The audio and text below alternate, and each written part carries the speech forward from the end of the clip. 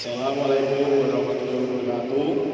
Ingkang kinurmatan Bapak Widodo minangka guru mengampu basa Jawa. Lan para kanca-kanca sekolah TPLN Sisi ingkang kula tresnani lan kula banggake. Sumangga kita sedaya ngaturake puji syukur dumateng Gusti Allah Subhanahu wa taala ingkang sampun paringi nikmat serta rahmatipun sehingga kita saged makepat wonten mriki kanthi wilujeng lan sehat tanpa kirang satunggalipun.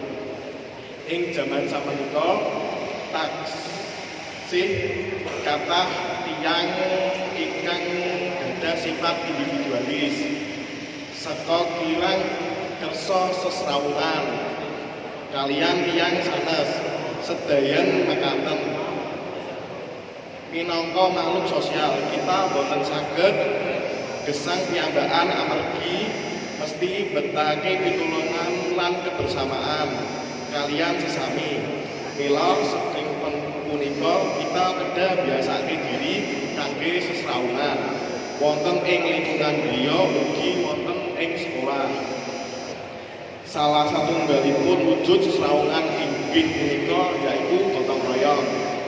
Gotong royong kelebet nilai ingkang selaras kaliyan sila kaping 3 Pancasila. Inggih punika Persatuan Indonesia.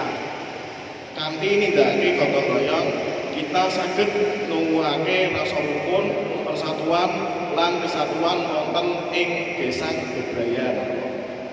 Ing lingkungan griya, kegiatan gotong royong limrahipun kalaksani nalika malam utawa dinten Minggu. Kathah warga ingkang kersa nderek melu, para bapak-bapak gadah tugas ngresiki lingkungan, para ibu-ibu nyawisiken daharan saha ombe-ombe déning para putra-putri bantu miturut kabasinipun piyambak. Wonten ing wulan Agustus cacahipun warga ingkang nderek gotong royong maraipun langkung kathah amargi nyawisiken lingkungan kanggo mengeti HUT Republik Indonesia. Lumantar gotong royong kita saged sinau pakarya bebarengan tulung tulung samuga rasa peduli dhateng lingkungan sakenderipun.